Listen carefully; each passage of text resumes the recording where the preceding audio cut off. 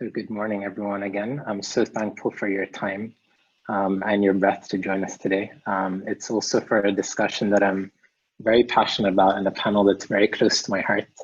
And I'm very thankful we have an incredibly inspiring and accomplished panel, but I think ultimately accomplished in each of your own individual definitions of success, both externally out in the world, but also I know internally in you as human beings and the type of human beings that you are.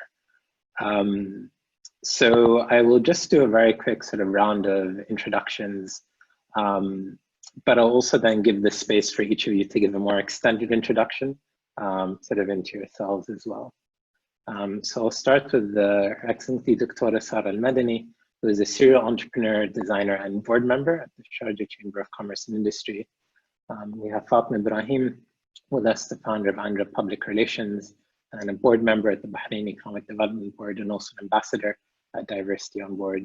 And then we have Aysha Mutaywea, resident partner of MENA Chambers and a member of the International Court of Arbitration at the International Chamber of Commerce.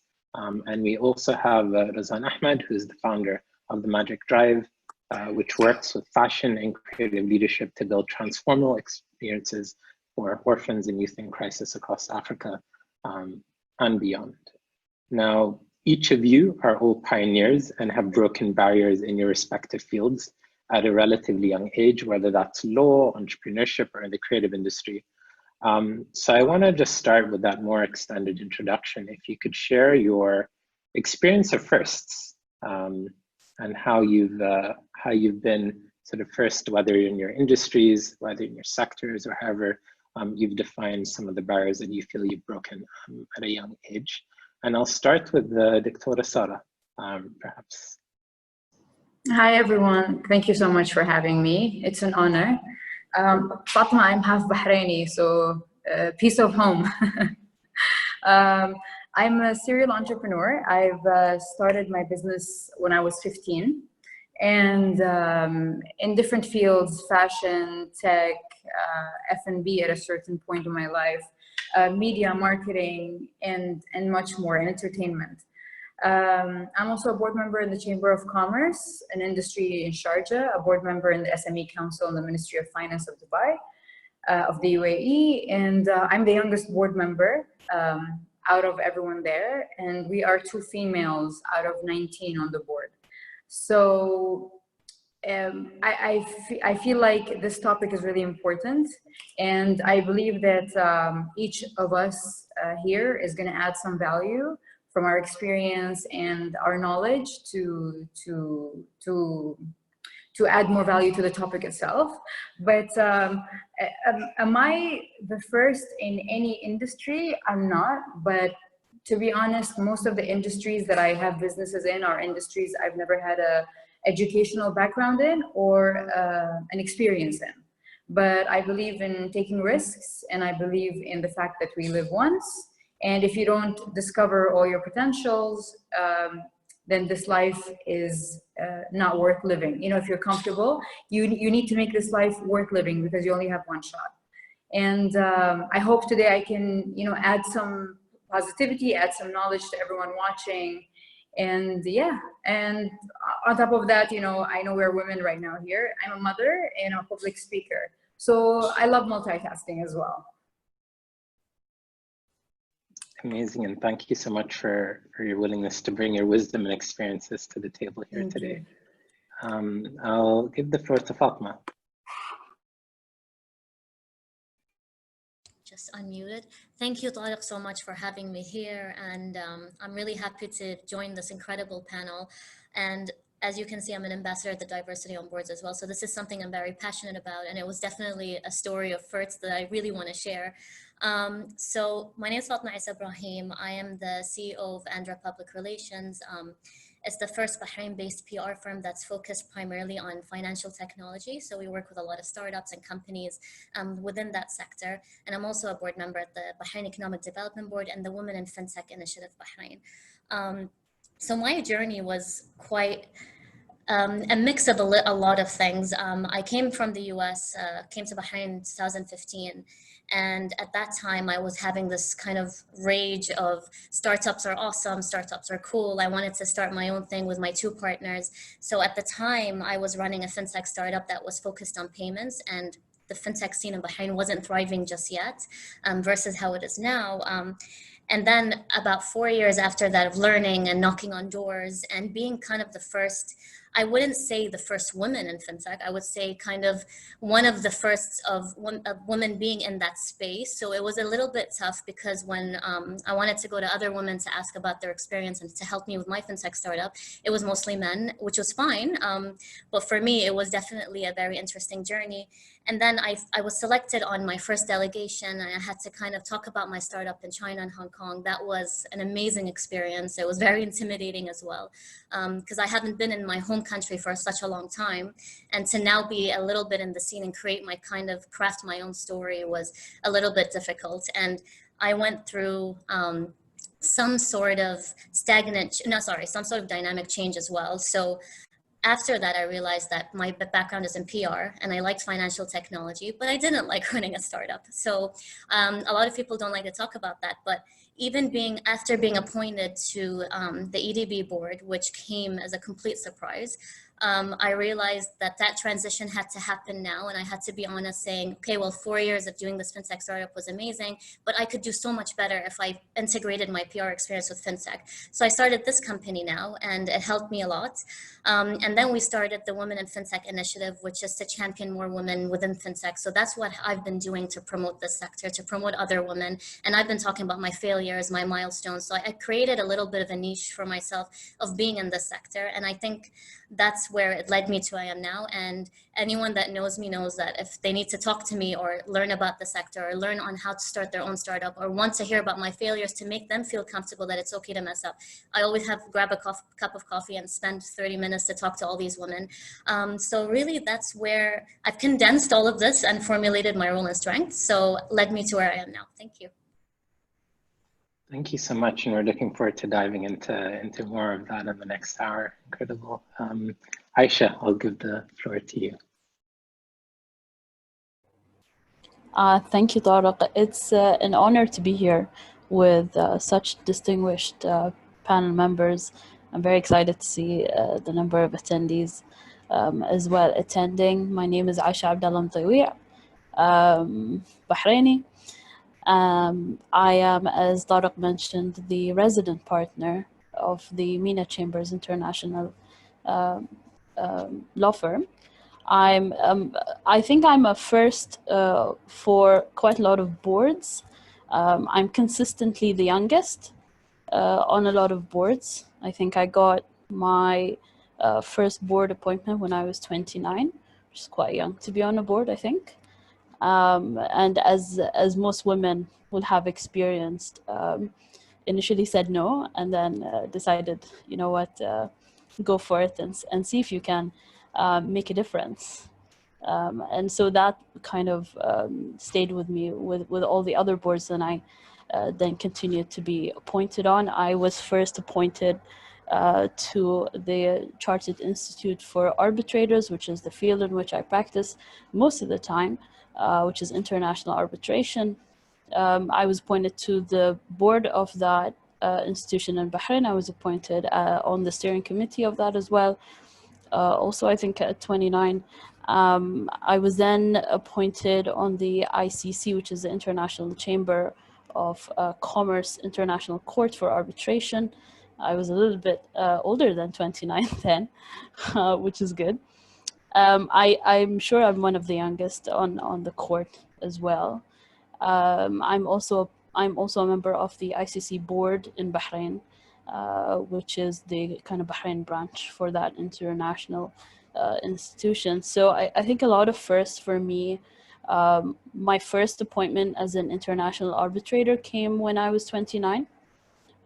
So I think I started very young to a lot of things.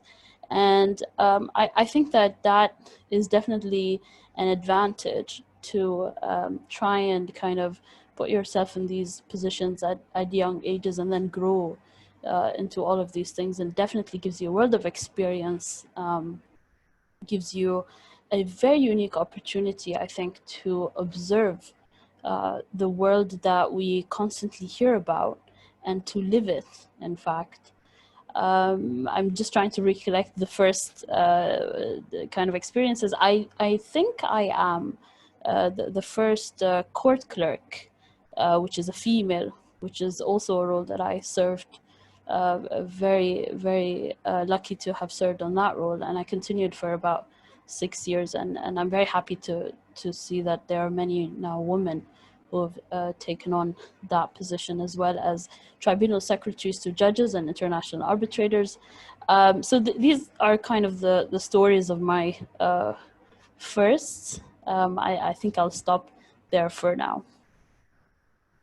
Amazing. Thank you so much, Aysha, for taking the time to share that with us today. And, you know, I think you're all representatives of what this region is also about. 2/3 of the MENA region's population is under the age of 35, it's the majority under 40, and you're those representatives who are really showcasing what that means in leadership positions, but also I've often heard from younger leaders in the region that they face an incredible amount of discrimination, which is often not spoken about, particularly with regards to ageism and discrimination there, that actually you have to fight a little bit harder because of your age, especially when you're at that level that you're at. So I'd maybe want to ask, have you personally experienced discrimination at any point in time on the basis of your age, whether it's in the boardroom or whether it's in other leadership roles? And maybe Sara, I'll start with you. So to be honest, being two women in between 18 men, and I'm the youngest. When I was assigned, I was 27. It's my second cycle now, and I was the youngest, and everyone had the experience. They had the not just the experience, they had the knowledge when it comes to running boards and being in governments and understanding the protocols and all that. But when I was selected by His Highness Dr. Sheikh Sultan Al-Qasimi, he made sure every single board member, whether had experience or not, had to go through the preparation for that role. So we took courses, we got trainers, and we were made to feel comfortable. And when we were introduced as a board, His Highness made sure that all the board understand that discrimination of gender, discrimination of age is something that he does not tolerate, and that everyone is equal. So it's my second cycle, not even for a day I felt like my words or my opinions or my suggestions were not taken seriously because I was a woman or because I was the youngest. And the age gap is huge on the board. Like when I say I'm the youngest, the age gap is huge. But I've never for a day felt that kind of discrimination. Is there discrimination from the people outside the board? Like people, let's say the general, like the audience, the people outside the community? Yes, there's a lot of discrimination because they feel like someone young doesn't deserve to be in that place, and that place should be given, or that seat should be given to somebody that has the experience. So I did face discrimination outside the board, never faced any discrimination inside the board. On the other hand, I was always made to feel comfortable. I was always involved. Like our chairman involves everybody. We meet regularly. If it's not physically, we are always on Zoom. We're always, so we work very tightly and we feel like a family, and nothing in the board can pass without each and every one of us having an opinion and having a feedback. So it's not like, since the treasurer or the chairman of the board said yes, let's say yes. No, the chairman makes sure each one of us has a voice and each one of us is heard, and nothing is signed until we are all heard. So I've never had that discrimination in the board, but I did have a lot of discrimination outside the board, to the extent I had people try to get me off the board because I was the youngest, and because I'm more vibrant, I'm a bit loud, so I'm the funniest on the board, and I'm not ashamed to be myself or to speak my mind or to like throw jokes when we're having the most serious meetings ever. But I feel like you know, when you give somebody the freedom to be themselves, magic happens. And I'm given that freedom, and I'm never judged. I've never felt weird or like I don't fit. I'm me. I practice myself. I am proudly being me, and no one is even like, you know, bothered. On the other hand, like, we are so close, and you know, they wait for that joke to be cracked every now and then. They wait for that, you know, random comment. They wait for these things. But I do take that position very seriously because I feel like it's a big achievement in my life. So when it comes to deliverables, when it comes to representation, or when it comes to like delegation and traveling, we are very strict.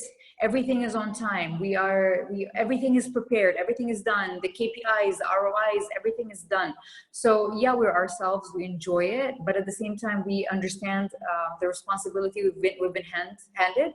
So we do take that at heart. We do take it seriously. And when you are on, I'm sure the ladies know, when you are on the board of something in any running government, you have to be unbiased, and there shouldn't be any conflict of interest. So whatever you do is 100% for the well-being of the city, of the country. And no matter what opportunity you see that you can benefit personally, you have to cut the ties, and you have to always overcome that and just think about the position you're in, and think about the city and how to like make it a better place or contribute to it, which is hard. I'm sure the ladies know it's hard because we are in business, so there's a lot of opportunities that cross us, and you go like, oh, I can do that, you know, my business can do that, but you can't do that when you're on a board, and you have to be focused 100% on the goal itself. So it's challenging, it's personal growth, it's a beautiful experience. I've traveled, I've met ministers, I've met presidents, I've done courses that I've never even could do on my own in any certain way. I've learned etiquette, I've learned like protocols of so many countries, so many cultures. So it is a mind-opening experience for sure. And I'm sure the girls agree because mashallah, yani, all of them are like in amazing positions. And I love the fact that everyone here is just Bahraini. Was this intended? Thank you. We may have a slight bias, and some have called us for more diversity and nationality, but obviously intersectionality goes many ways, and we selected people not based on their nationality for this panel. Aysha and Fatema, what resonates maybe with you and what Sara shared, and also what else would you add to that in your experiences? Either of you can go.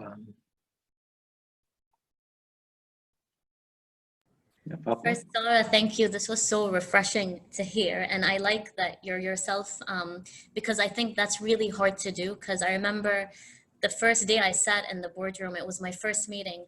I was so worried about, I felt like I was choking at some point because I was quiet. I was making sure is my back straight?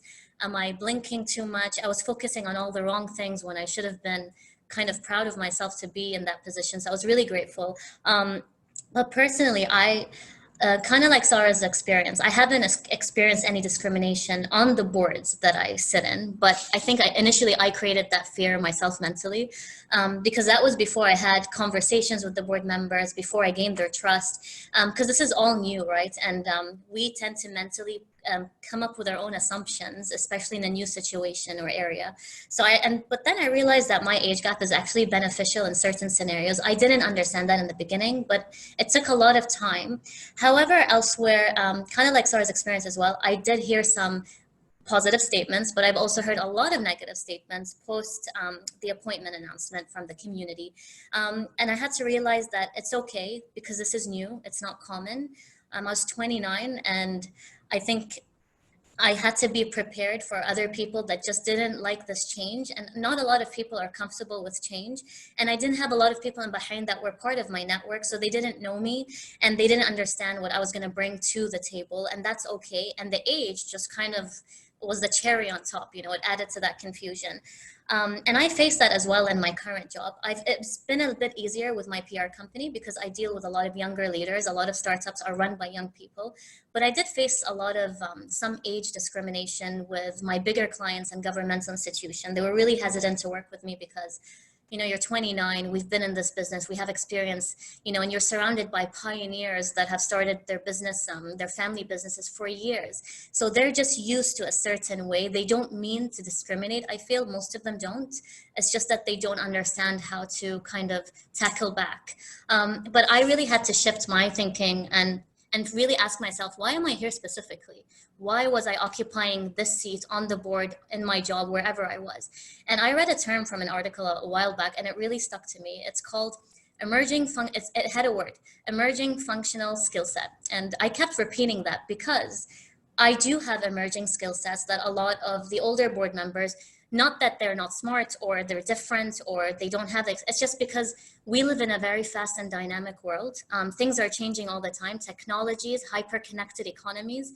So I had that skill set to run in a complex and dynamic world. So I worked really hard to promote myself, to prove myself. And I was okay with that because it was a new experience. And I wanted people to know that, you know, I'm grateful to take this position, but I'm going to show everyone that I'm going to put in the hours. I'm going to ask the questions. I would send emails to the board members. I would send emails to the executive team and tell them, hey, you know, if there's any projects that this is my skill set, can I please help you out in anything? I can dedicate a few hours to this upcoming project. Are you doing any initiatives that you feel that you would need my skill set? So I kind of had to be a thought leader myself. And I'm going to end this with, I realized that I had the responsibility to help boards and organizations better frame and how to view and understand aging. Because when you're on the board, kind of like Sara said, you're not just representing yourself. You're not there for you. Yes, it's a great opportunity and you should be indulging in that experience, but you're also representing a change. You're part of it by sharing, by acting, by being present. And you also give other young people and prospective young board members a realistic view of what is expected and what is needed in the boardroom. So other boards will witness the benefits of the spectrum of having various ages and experiences on the board itself. Thank you. Thank you so much, Fatema. Aysha, would you like to add on to that? Yes, thank you, Tariq. I think being the lawyer in the room, I'm going to take on the role of devil's advocate and be the problematic panelist and highlight a few things, if that's okay. So I was just thinking about the question you posed, and I think that you know, I'm going to try and unpack it in the way that it was kind of asked. So you have two elements, I think, where are worth discussing. One is ageism and the other is discrimination. And I think I'll start with ageism. The interesting thing about ageism, I think, is that when you apply ageism to men and women, it's very different. Because I wonder, of course, being a woman, I can only speak about my experience as a woman and my interpretation and perspective as to why ageism exists and how it actually manifests itself. But I am viewing it from the standpoint of being a young woman. I sometimes feel like men my age possibly don't go through these experiences because they're men. I could be wrong, but I can't speak on their behalf. I can only share with you my perspective, but I do kind of have that sense. And I think that when you kind of look at ageism, you have to look at it in a way where different genders actually experience it in different ways. And I think that kind of takes you to something that is rooted in our culture and our society. And I think it reflects itself in our organizations, our companies, boards, and society as a whole. And I think that that, you know, kind of brings me to the point of the dynamic of patriarchy. And I think that is the underlying basis where we have built our society on.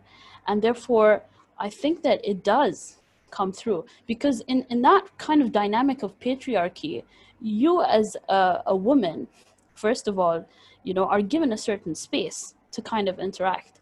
And I think being a young woman, you're given even a smaller space. you're not encouraged to challenge the older gentleman who is constantly put at the head of the board. I mean, all of the boards I've been on are headed by older gentlemen. And so that actually confirms the idea that that is how we build our society. That is how we build organizations. That is how we build boards. And since that is the underlying structure, it actually dictates the dynamic. And I think that is very important, because being on a board is something, but the dynamic of that board and how it actually works is something else. And these elements do contribute to, how it actually works.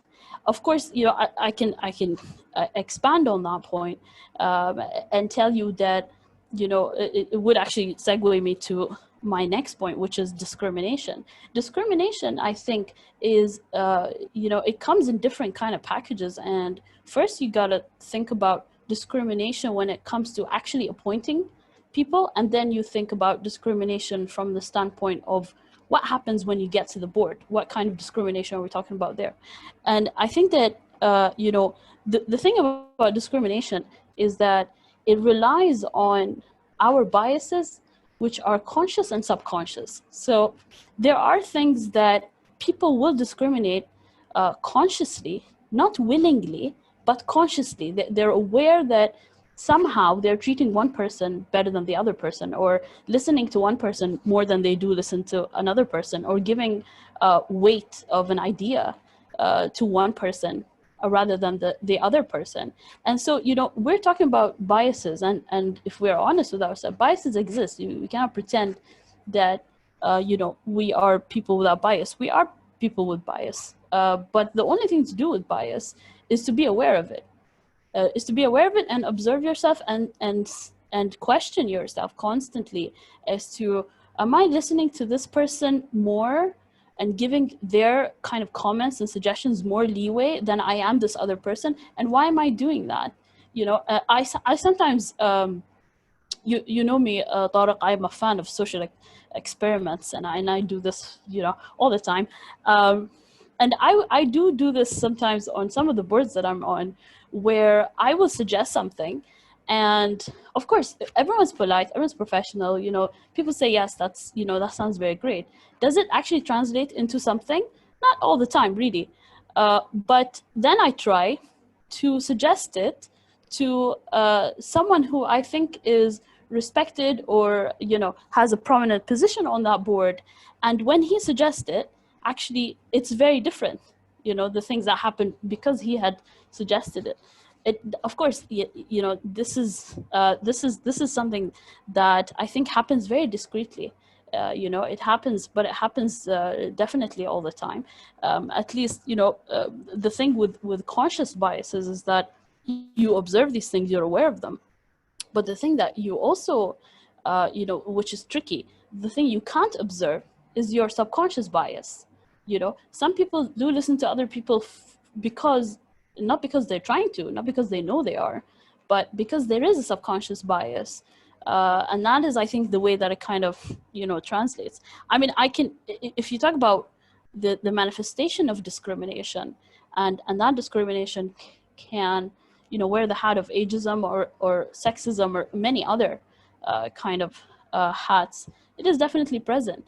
And I think, depending on sometimes what field you're talking about, or what sector you're in, or what function you're in, the setting, I think kind of dictates what kind of discrimination you do get. I mean, I can't count the number of times where I'd be working late on a case, and I remember one of the people who was working with me said to me, why are you working so late? Shouldn't you be home by now? To literally, he said, to cook for your husband. And then I laughed and I said, we have talabat. He didn't know what that was, but it does happen. I've had many situations where, when I was trying to break through into the international arbitration world, I had many arbitrators who were men tell me, this it's a hard job. I said, yeah, that's great. I'm not going to do it because it's easy. Yeah, that's not who I am. I'd like to do it because it's difficult. And then, you know, people would sometimes, I remember one instance when he said, yeah, but, you know, it requires many, many hours and staying very, very late in the office. And at that point of time, this was a conference. And at that point of time, my boss was walking around and I pulled him and I said, why don't you tell this gentleman what time I leave the office? And my boss said, I don't know. I leave before she does. So I don't understand the question. I said, that's it. That's fine. You know, thank you so much. And so, you know, you do get these comments. You do kind of have these experiences. Do I experience it more because I'm in the legal field and I was very, very young? I don't know. I remember there are many instances where you remember kind of many kind of examples of this. And so I think that it does happen. It's definitely something we have to be aware of. And ageism and discrimination, I think, is not just something that we experience in the board. It is something that is rooted in our society, rooted in the way that we structure our thinking, our society, and then it manifests itself definitely, I think, in the board. Yeah, thank you so much. And that has sparked a lot of questions also in the chat, which we'll get to. And also just to emphasize your point, you know, I have even my own experience with started a social enterprise with my sister, Lina. She's 8 years older. She was the managing director. When we started 3BL Associates, I think she was, so she was 30 years old and I was 22 at the time. And it was very interesting going into meetings where she would sometimes be mistaken as the intern. She would always be viewed as the younger one. And it was always interesting that we have pretty much identical CVs with respect to, you know, what we've done in our organizations, but also then what I'm offered as board positions and other positions and what she's offered, and for what different reasons. And I think a lot of it also, you know, I've noticed and she's noticed, also has to do with a lot of these structural issues. And Lina has put a message that thanks for giving away my age. I think that's fine. I'll get to the questions. So we have a question as well, building on that point in regards to ageism of, you know, how do we collaborate to unpack and bridge the gap between the elderly and experienced generation who often are on boards, as well as the younger talents, both within the workplace and also on boards. So how do you really sort of collaborate and create those bridges? Maybe I'll go back to Sara for this one. So I completely understand what Aysha's saying. It's somehow it's the untold truth, and it's the buttered and sugared reality. But I feel like from where I come from in the UAE, there's a lot of changes happening. So I see a lot of younger people being on the boards, being ministers and doing a lot of things. Now, is the world structured how it should be? No, it's not. Is it going towards how it should be? Maybe, but it's very slow.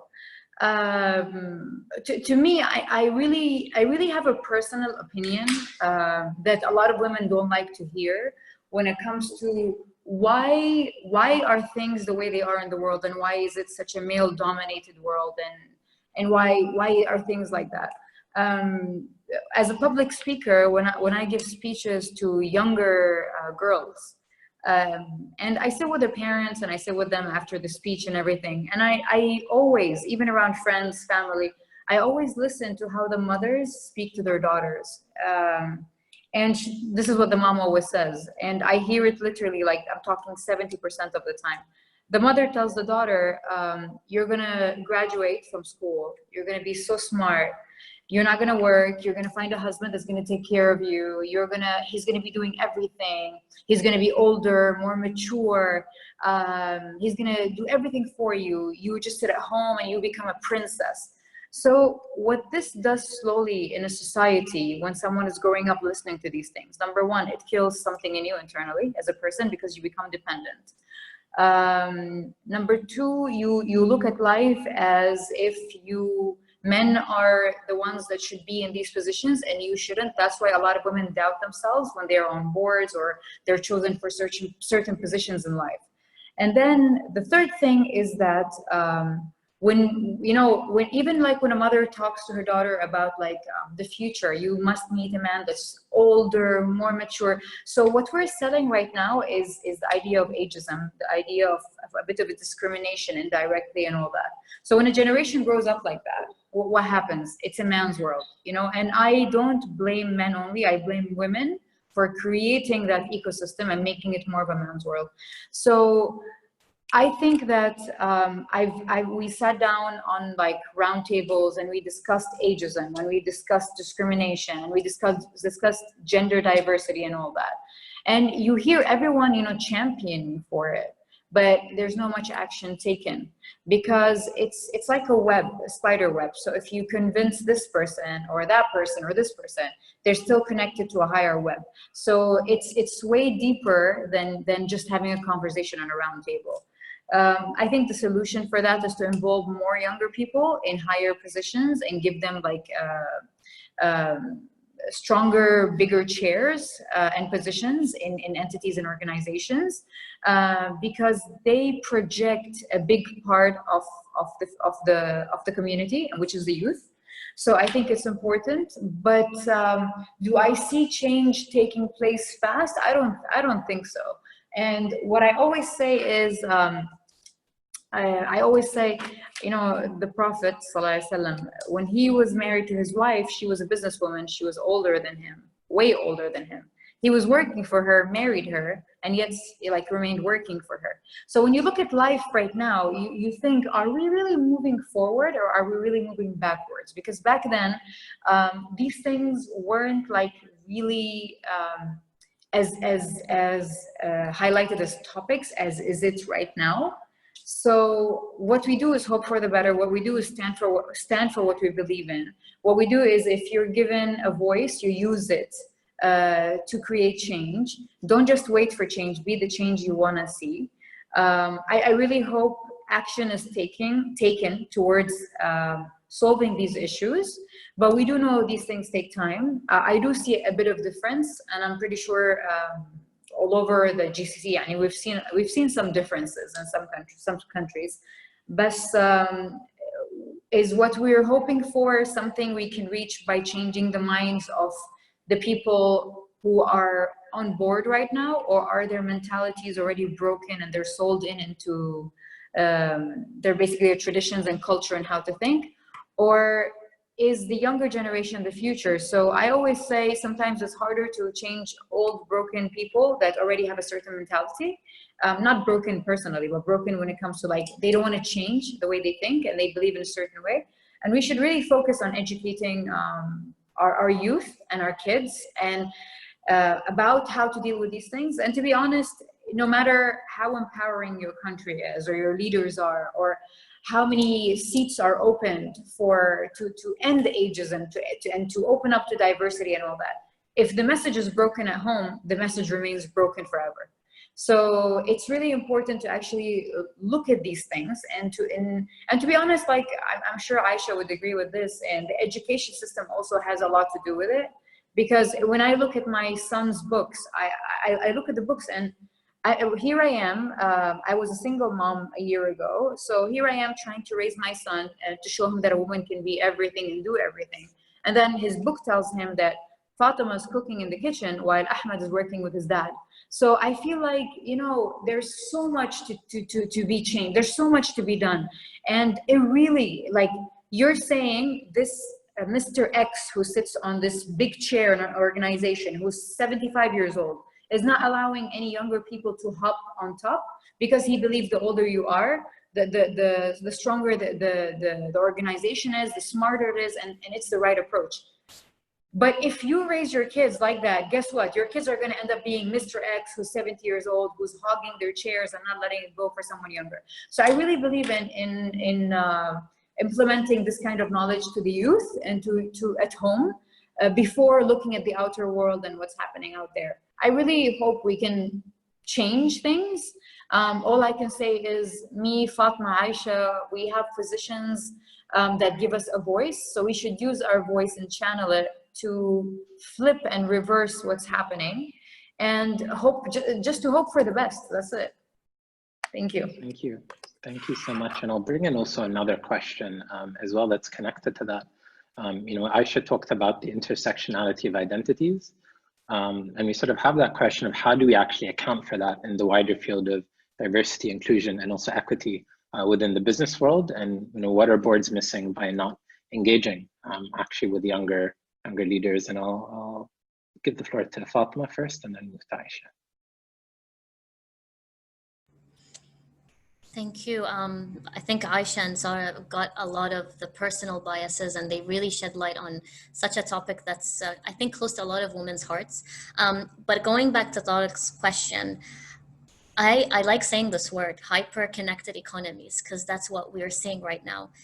The youth are creating innovations at a fast scale. We're seeing the major shift in focusing on SMEs, startups, catering to millennial needs. So yes, the barriers have to be broken. Things are changing. We live in a dynamic world that's changing all the time. What works today could not work in the next couple of weeks. It's scary. Nothing is stagnant. And for organizations and their boards to be innovative, they need to include those people that are breathing and eating. They're living the new ways of payment, funding, shopping, and every sector, I assure you, is transforming right now. So if you have someone that is obviously coming with a lot of experience, but they, you know, they're 75 years old and they go back, and that experience is also necessary, because some traditional skill sets, we need to take bits of and pieces of that. But for people that need to go through a transformation and organizations that need to move forward, that is not enough anymore. You will still be left behind. So younger leaders are in this hyper-connected world. So they have to grasp the tools. They grasp the tools and the way they change much faster. They understand what other millennials need and what they're looking for. So they act kind of like the word is a blind spot for the other older board members. They can't see what we can see, and we want to see what they see, so then we can have a necessary mix. So merging years of traditional skill sets and success from another old board member with a younger leader is what we need. So really you're integrating time, you're going on a time machine and you're taking the past things that worked, and then you're going to the future and taking what's worked there, and you're making your own little sauce.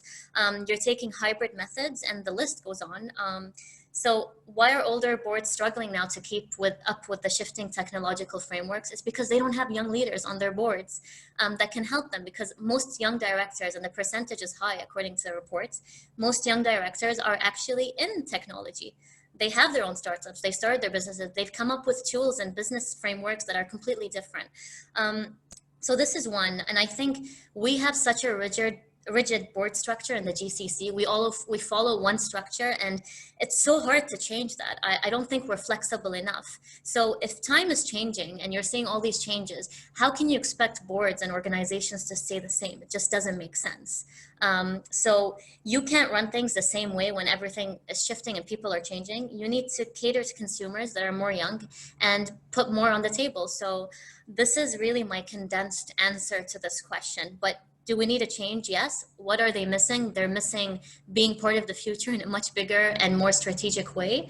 And I think, how do we make that happen? A lot of engagement, and COVID-19 has actually presented a great opportunity. We're talking about virtual boards right now, and a lot of boards have actually said this is the best thing. Why? Because it can be from your comfort of your own home. You can add more people online, so you don't have to worry about the logistics, the costs, and shadow boards are much easier now. I literally can log in and shadow a board right on the chat, get emails, engage, have a pre-board chat room. So you can do a lot with technology, and especially for COVID, I think it triggered that. You know, let's engage more. Let's ask young leaders, what do you feel like you can help in? Let's ask them to kind of put themselves on the table and be more confident. And I think when people are online, they're a bit more confident, because you're not thinking of the external environment. You're just thinking, okay, I'm here, I have my notes, this is what I'm going to focus on. Everyone's on the camera, I can see everybody. This has helped me a lot with my meetings so far. So there are, so shadow board, challenging, engaging more with the younger leaders, and also giving them a chance to kind of help out with projects as you go. But yeah, barriers must be broken, and I think I mentioned a little bit why. Thank you so much. And Aysha as well, as we come to, we have a direct question from a recent law graduate as well. And she's asking that she finds the legal field to exhibit higher levels of sexism, ageism, and classism than most other fields. You know, to what extent do you agree with that? And have you seen any changes during your career? So maybe you can also touch upon that within that answer. Thank you for that question. The answer is absolutely yes. I think the answer why it's yes is that it is a field unlike others in a sense that it kind of suggests and exudes this the elements of power and knowledge and, you know, the very seriousness of the law. I think kind of highlights and brings out all these kind of biases, because if you're, you know, if you're in a case, you know, whether it's about money or your life, you want someone who's experienced, you want someone who's done it 1,000 times, you want someone who you can, you know, trust and you can go to, and that person is your protector. And so, you know, you have that image about you know, what kind of person you want to kind of defend you, or what kind of person you want to represent you. And that image for us at the moment is a very senior man.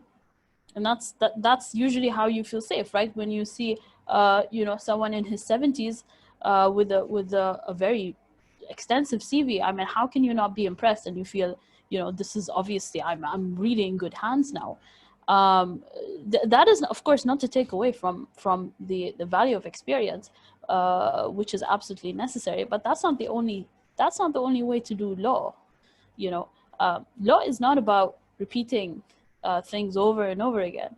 It's about a way of thinking, because you could see the text and interpret it in many different directions. You could see the text and apply it in different ways. And so, you know, I think a lot of people think that law is kind of not a field where it requires, you know, critical thinking or innovation, but it does. And why would you do that? Is that's the only way to advance law.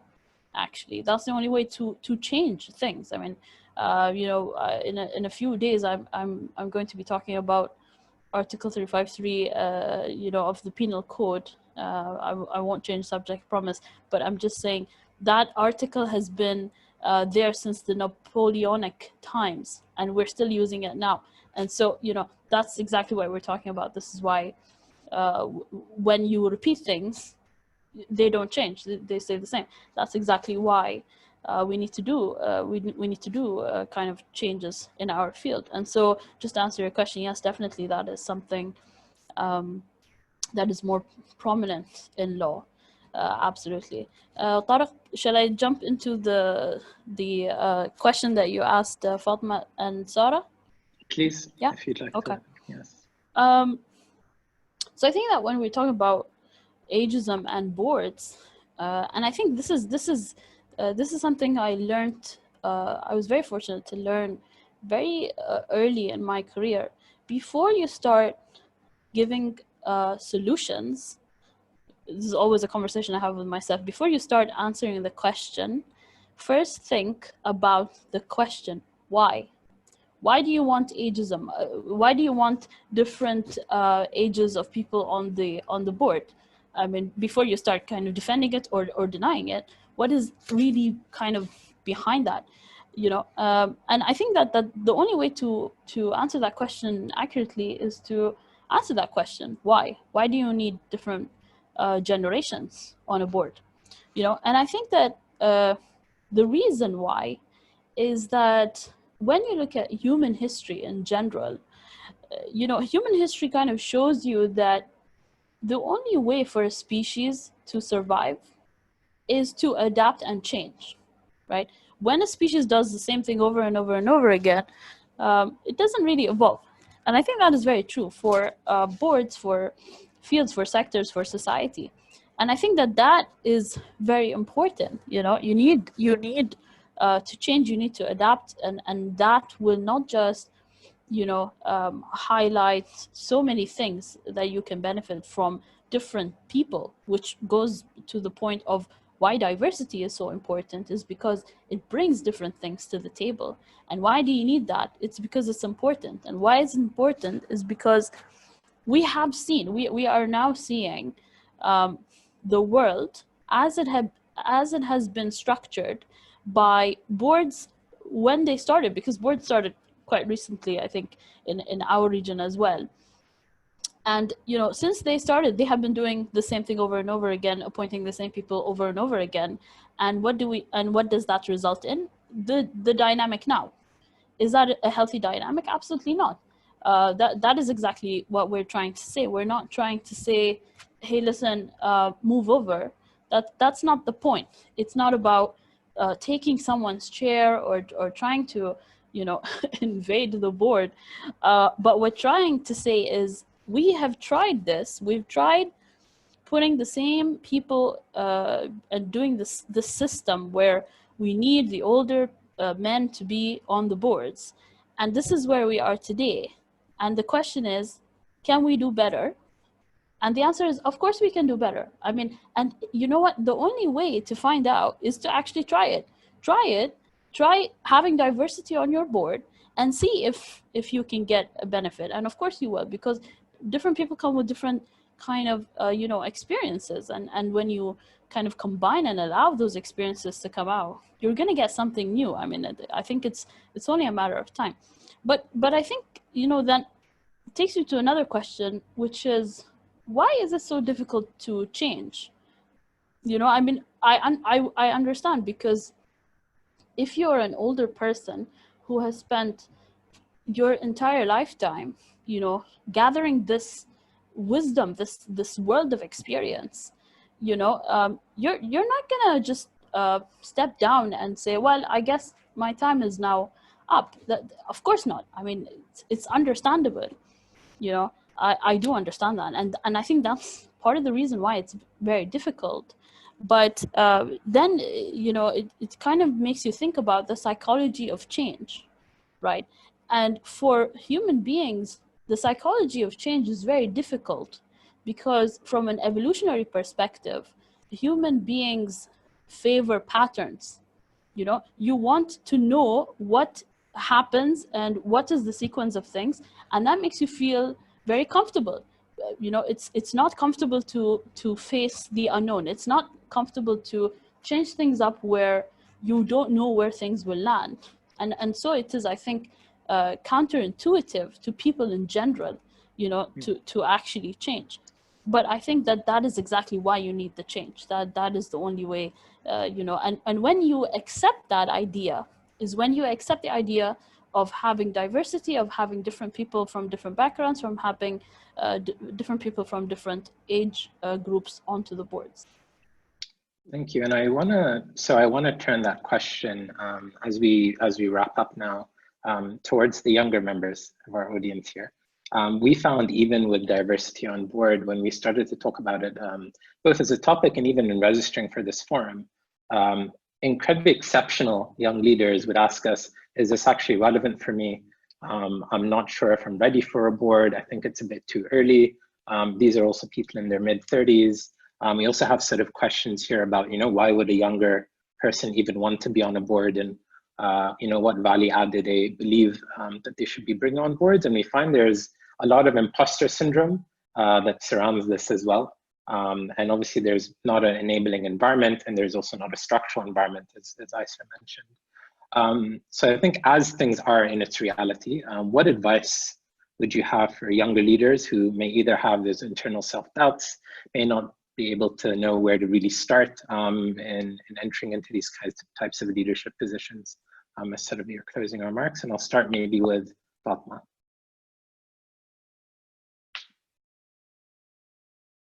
This is my favorite question. I had to choose what I wanted to answer with this one. There's more of a mental process, and there's more of the facts. So someone wrote on the webinar chat, Hannah, boards are about bringing governance and structure to an organization. Yes, that's one part of it. I agree. But I think boards now, the new job of boards is to make their companies more innovative and you need new people to do that. You need, and I forgot to mention that in the last question. Young people now, I know that older generations like my mom and dad, they stuck in one position for such a long time, and usually they don't change. But young people, they do freelancing on the side. And when you're in a startup, you do so many things. You wear so many hats. You wear so many hats as we're going right now. People are doing podcasts, they're running companies. On the side, they're writing a novel. So think about all the experience that you have. And I think boards miss out by having such a multitask kind of a person. But in terms of imposter syndrome, I think we all have those feelings from time to time, and the way we tackle them is just different. Some tackle it by avoidance, by burning out, and some actually use it to better understand themselves. I think sometimes we do need that sometimes.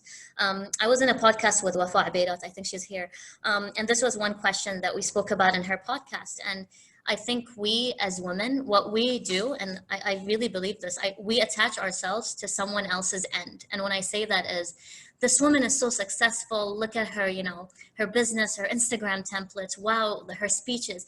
But we don't really see what she's been through, because not a lot of women like to talk about that.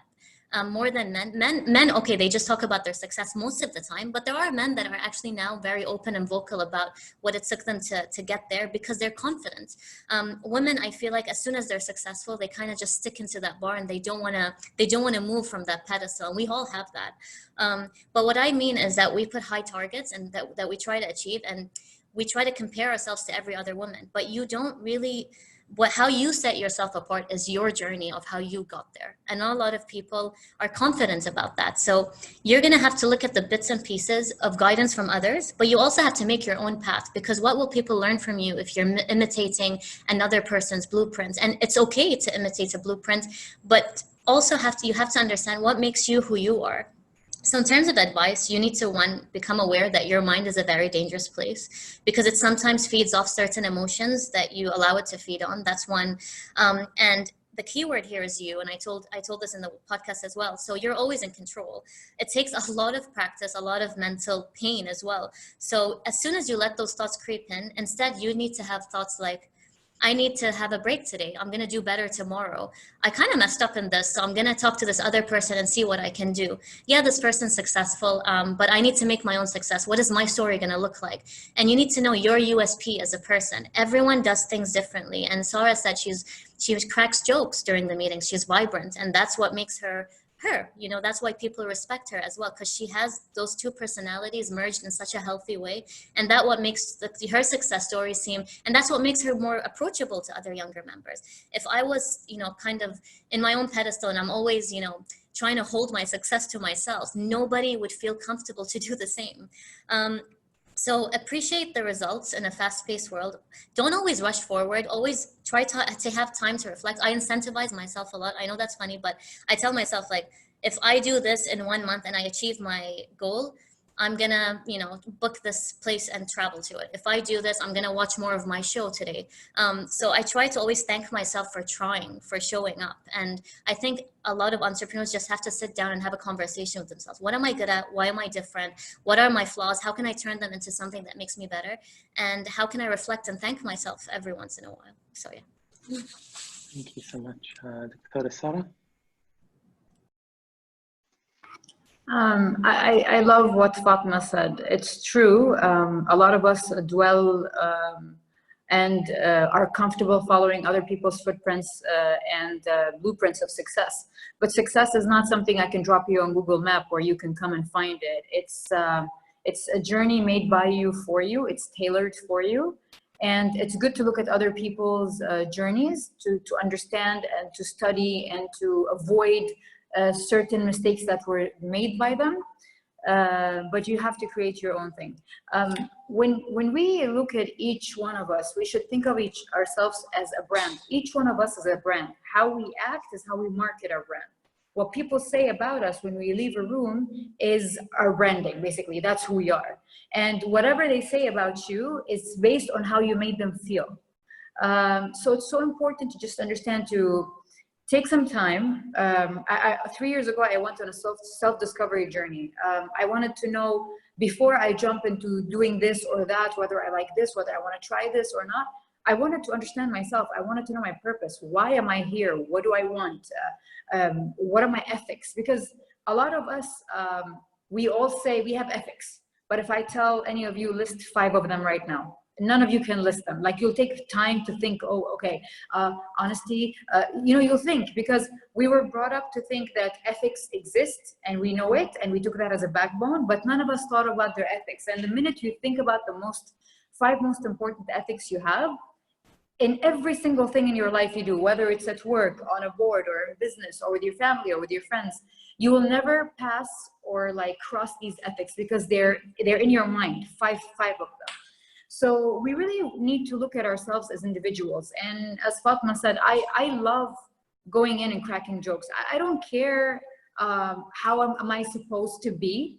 I know there's a stereotype where if you're a board member, you should be a certain type of person. If you're a business owner, you should be, I don't really care. Create your own leadership style and just be yourself, and people will appreciate you more. And I said this earlier, the minute you give someone the freedom to be themselves, magic happens. Because if I always have to sit there and think about, oh, am I doing this right? Oh, am I saying the right thing? Do I act like them? Do I fit with them? Do I? What happens is you downgrade your emotions and your efficiency level drops. Even if you had the most creative idea, it will never come out of you. So if you had an opportunity to be on a board and you are young, take it. And if you fear that you have no knowledge, no experience, I don't care, take it. Take it. I had no experience, no knowledge, I took it. Half of the things in my life I did were from a place with no knowledge, no experience, no educational background. All I did was Googled. I Googled how to open a restaurant, I opened one. How to start a tech company, I started one. And I remember someone told me, oh, tech is not for women, tech is for men. And oh my God, that really, it ticked me off. It got to me personally. I was like, what do you mean it's for men, it's not for women? And then to prove that person wrong, I Googled how to start a tech company, and I didn't start it in Dubai, I started in LA. I went like 16 hours away from where I am just to do it, to prove to people that I can do it. I'm a risk taker. So every day I wake up, I look at life and I see where are the risks I can take. And I love just diving into risks, calculated one, of course. Failure does not intimidate me. I failed. I was bankrupt at a certain time in my life. I had zero money in my bank account. The police called me. They were like, your checks were bouncing. I had no money to pay salaries and all that. And I'm not ashamed to talk about that, because my journey of failure is the reason I am successful today. It's not I've done things so perfectly I became successful. That's just complete like BS, you know. Stop talking to people about your successes. They cannot relate. Tell them about your journey of failure. They can relate to that. Show them that it's okay to fail. Show them that it's okay to try new things. Show them that it's okay for you to change the way you think, because we are programmed, you know, through culture, through our families, through the media. Growing up, we were programmed thinking that whatever you do in life, there's a 50 chance it's going to work, there's a 50 chance it's not going to work, right? But what we were trained is for our minds to doubt and to cling on the 50% it won't. So if I want to do something, the first thing that comes to mind is, what if I fail? What if I lose my money? What if I get embarrassed? What if I that? What if I this? Well, there is a 50% chance sitting there waiting for you that might happen. Why don't you switch the way you think to what if negative, what if positive? And this is why I sit on 2 boards. This is why I own 7 companies. This is why I'm not scared of going anywhere. It's because I can't sleep at night knowing I had an opportunity and I did not take it because I was a coward or I was scared. And I cannot sleep knowing I had an opportunity and there was a 50% chance that I could have been something big, and I went to sleep and I chose to be comfortable instead. So you are the person who chooses how your direction in life goes. And failure, I always say this, failure either beats you or teaches you. It's up to you. What do you want to do? You want to be beaten up or you want to be taught? And this is how you take it from there and you change your life. So we sit, we pray, we manifest, we write, we ask God, we ask life for opportunities. And once they're thrown our way, we're like, I'm not ready for this. Oh, I'm scared to do that. Chances don't grow on trees. And if you got a chance coming your way, grab it with your hands, with your mouth, with your legs, whatever you can, just grab it, because it came to you for a purpose, for a reason. You are there in that position for a reason, and nothing comes your way unless you're strong enough to bear it. So this is what life taught me, basically. Amen to that. Aysha, final word to you. Thanks, Tariq. I'll keep it short. I think that the question about why do young people need to be on boards, you know, I saw a comment in the chat that said, you know, it's about, boards are about governance and structure of organization, and that's absolutely correct, absolutely correct. But also boards are the only kind of body in an organization that is tasked with vision. Boards have a responsibility to think about the future, to think about the dynamic, to think about what is happening now, and how to change that. The board is not supposed to be an echo chamber for whatever has been kind of going on in that company or that entity. The board is there to say, okay, we've done this well, this is very good, but what's the vision here? You know, where do we want to go? Is this something that actually is a good thing, or maybe you actually want to change that? And so when you add that element, vision, you know, you're talking about things like imagination. You're talking about curiosity. And that is exactly why you as a young person need to be involved, because young people are curious, right? We are more curious because we have more questions to answer, because we are trying to, you know, find ourselves a lot of things. We're trying to understand a lot of things, and imagination, you know, because you're freer now at this age, you know, being a young person, to imagine things, because you know, the more time you spend doing things in the way that people usually do them, you lose that imagination, because you think, well, how do you do this? Well, this is what you do, and that's fine, but that is your added value. It's important for you to understand that is your added value. Your added value is that any organization that doesn't have a fresh voice, that doesn't have someone who says why are we doing this? What is the point of this? Not in a way where you're just trying to be difficult, but it's a genuine question to really understand, you know, why something is the way it is. And at the end of the day, what's the alternative? The alternative to not joining boards and not being there, not taking the seat, is doing nothing. And so you have to choose. Do you want to do nothing, or do you want to try? And, you know, experience is not something that anyone is born with. That is how you build experience. And so I feel that it's important for young people to take that role and be more engaged and be at the table. Amazing. Thank you very much. And with that, we'll close. Thank you all for joining us and staying over 10 minutes. We didn't want to interrupt this amazing conversation. I thank you all, each and every one of you, for showing up, for being yourselves, for bringing your passion. I think that was felt by all. Also, apologies, you were supposed to have 2 additional panelists, which is why this ended up as a Bahraini discussion, but I think it was perhaps meant for this particular circle, but Razan Ahmed and Abdul Sharara had some connection issues, so we'll make sure we get their comments and insights, and you'll be able to see that on Hopin. A couple of closing actions that you can all do. If you're a younger leader here listening to this and are inspired, you can nominate yourself to join the Diversity on Board platform, so they can also have access and apply to board positions. If anyone knows an incredible young leader they wish to nominate, they can do the same. For those who chair boards as well, we really welcome you to open up your boards and open up board positions for younger leaders as well. We also have an incredible agenda in the afternoon, so we hope you can join us there. All of the session details will be on Hopin. If you log on to Hopin now as well, you'll be able to visit the EXO booth, which will have additional insights for younger board members. And you'll be able to use the networking feature to be able to meet fellow attendees. So I thank all who joined us again in the panelists. Thank you so much for your time. I know you're all incredibly busy, and we deeply appreciate it. Thank you. Thank you so much, Tariq, and everyone else. It was really nice to be here, and I hope everyone learned a lot from us, from what we had to say. Thank you guys so much. It was an honor.